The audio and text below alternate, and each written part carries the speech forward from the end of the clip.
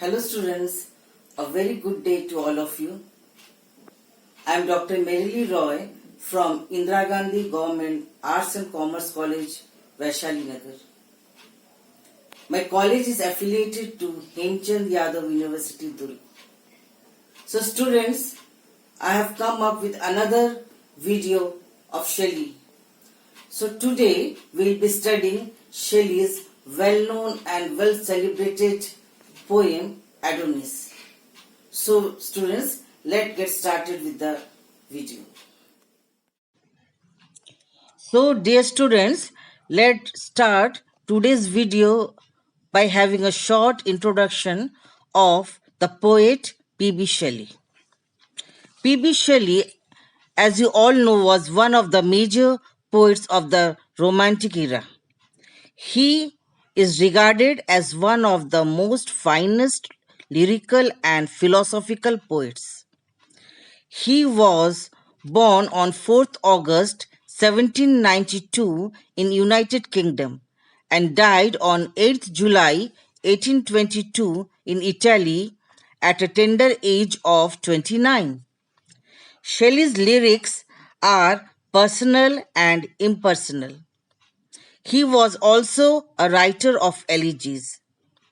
It is through his lyrics that Shelley deals with love, desire, human regeneration, and has intermingling of music, melody, and rhythm. So today we'll be studying about Shelley's one of the well-known elegy, Adonis, which was written on the death of John Keats.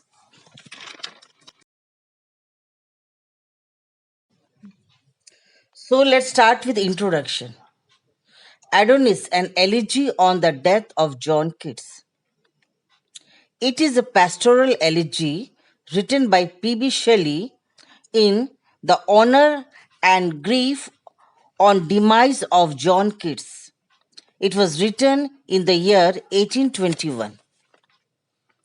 The poem has all the elements of pastoral elegy and also has all the elements of romantic poetry. Like, like it focuses on nature, celebration of beauty, emotions. The poem has 495 lines in 55 Spenserian stanza. Spenserian stanza, I want to explain, dear student, it was first developed by Edmund Spenser. In his work, The Faerie Queene, this stanza has 9 lines, out of which 8 lines are of iambic pentameter and a single line is a hexameter. It is an Alexandrine, it's a hexameter. So I will explain all this, I think, in of this Spenserian stanza, pentameter, and iambic pentameter in some other video. But in this video, I'm only giving you a short description of this Spenserian stanza. The rhyming scheme of this poem is A B A B B C B C C, which means that line 1 and 3 of each stanza rhyme with each other. The lines 2nd, 4th, 5th, and 7th rhyme with each other, and the lines 6th, 8th, 9 rhyme with each other. Dear student, we can take some another video in explaining you in details the rhyming scheme. So in this video, you will know an introduction of the rhyming scheme and of the Spenserian stanza. So now, before shifting into the actual poem of Adonis, let me explain you some of the literary terms. First, as you all know, Adonis is an elegy. What is an elegy? Elegy is a form of poetry written in the honor of someone, or it is written in the memory of someone departed, to lament or to mourn the death of an individual. So this particular poem, Adonis, was written in the memory on the death of John Keats. This word elegy has been derived from the Greek word elegus, which means a song that is played with a flute on the loss or death of someone very dear. Now, as you all know, I have told you that this poem is a pastoral elegy. So, what is a pastoral elegy?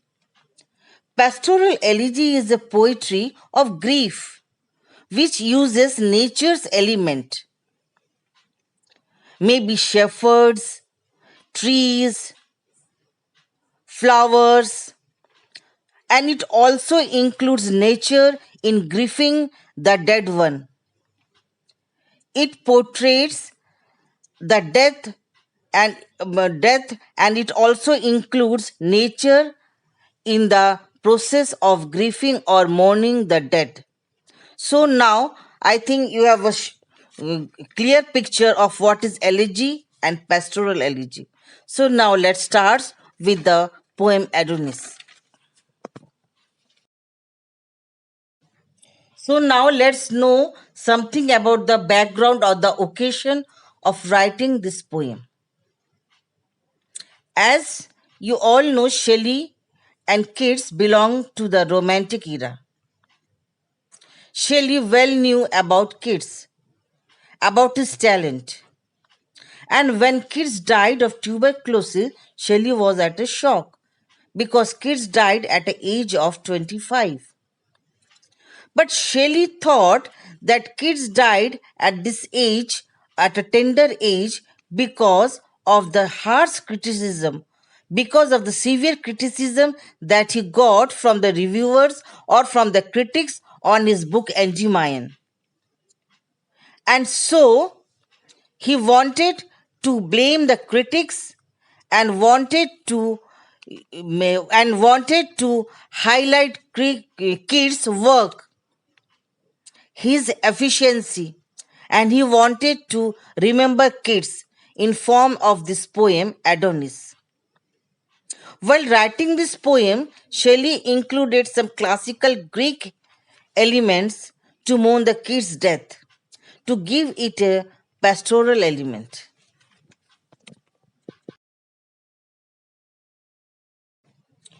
Shelley has included some classical element into Adonis.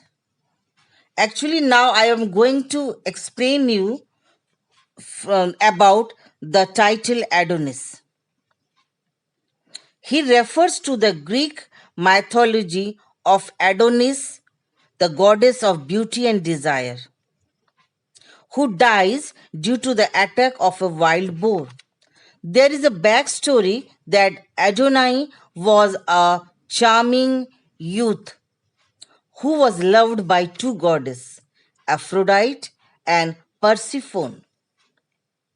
Once, Adonis died when he was attacked by a wild boar. These two goddesses they approached Zeus. Then Zeus brought back Adonis to life and said that he will spend winter months with the goddess Persephone and he will spend the summer months with Aphrodite. Shelley also took the name of Adonai, which means our Lord, from Hebrew. So, by including Adonis and Adonai, he coined the term Adonis to refer to John Keats. Here, Adonis means John Keats. Shelley also uses the name of goddess of astronomy Urania and addresses her as Adonis' mother. And she had been summoned for leading the procession of the mourners.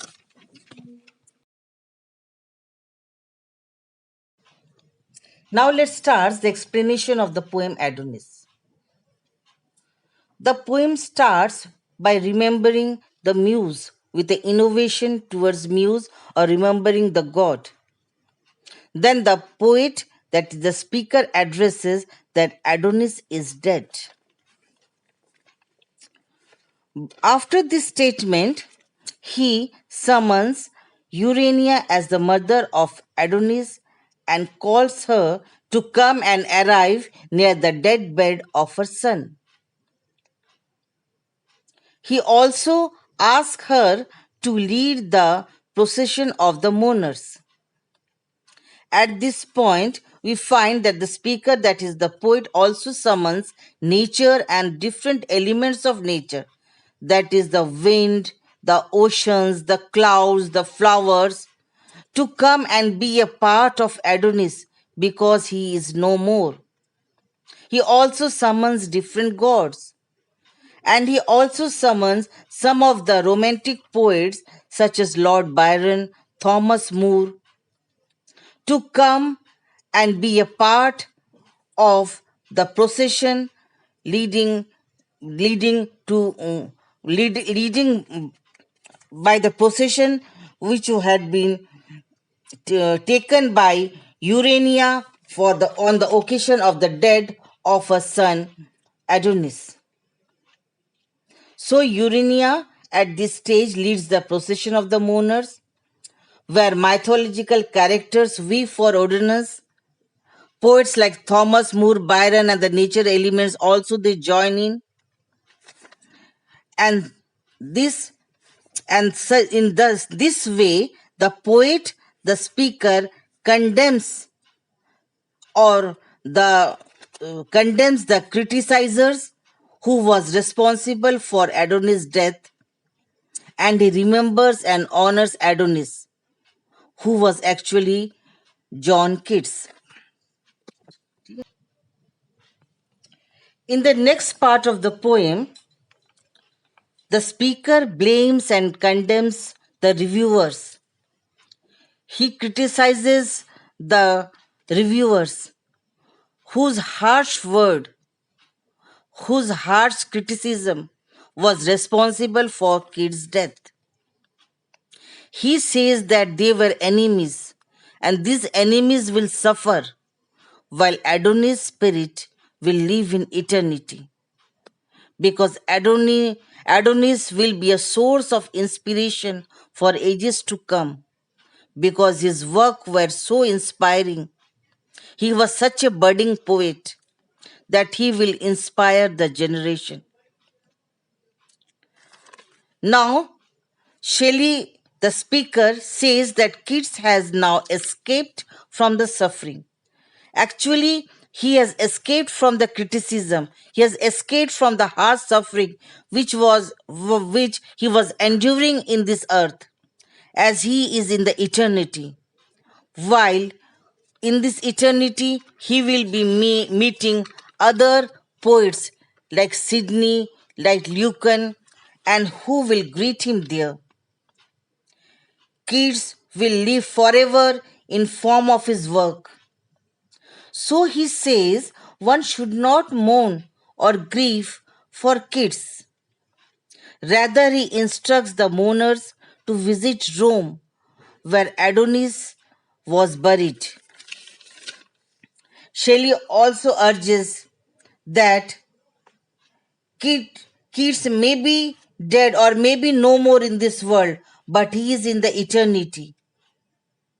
And he is always now away from his criticizers, his enemies, because he has been made one with the nature.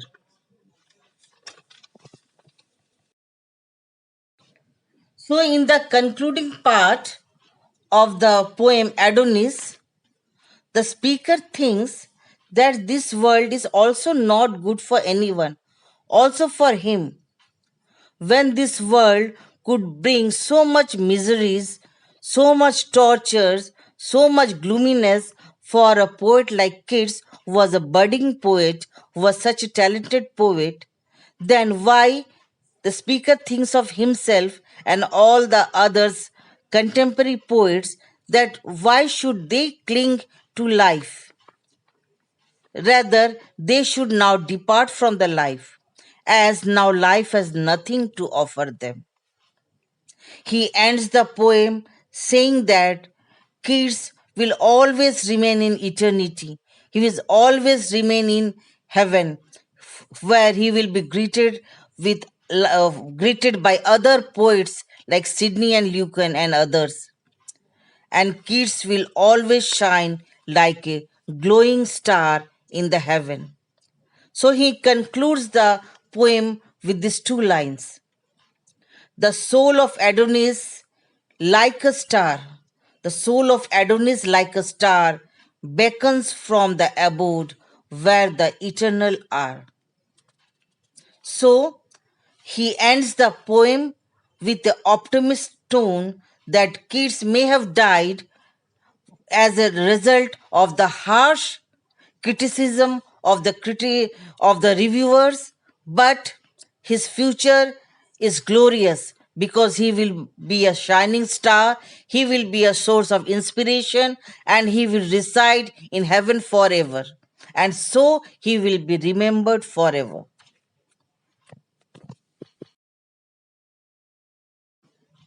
So, students, I hope you have understood the poetry Adonis well, and based on this poem, you can be asked few questions such as write a critical appreciation of Shelley's Adonis, or you can be asked write a critical note on Shelley's Adonis as a pastoral elegy, or you can be asked about the inclusion of classical element by Shelley or the optimist tone of Shelley in Adonis.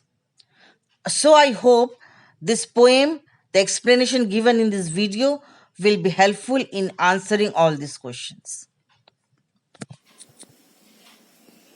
So students, hope this video on Shelley's Adonis will be helpful to you. You could understand Shelley's view about Keats. You could understand Shelley's style, his art, and his pastoral elegy, which was written by him on the death of John Keats.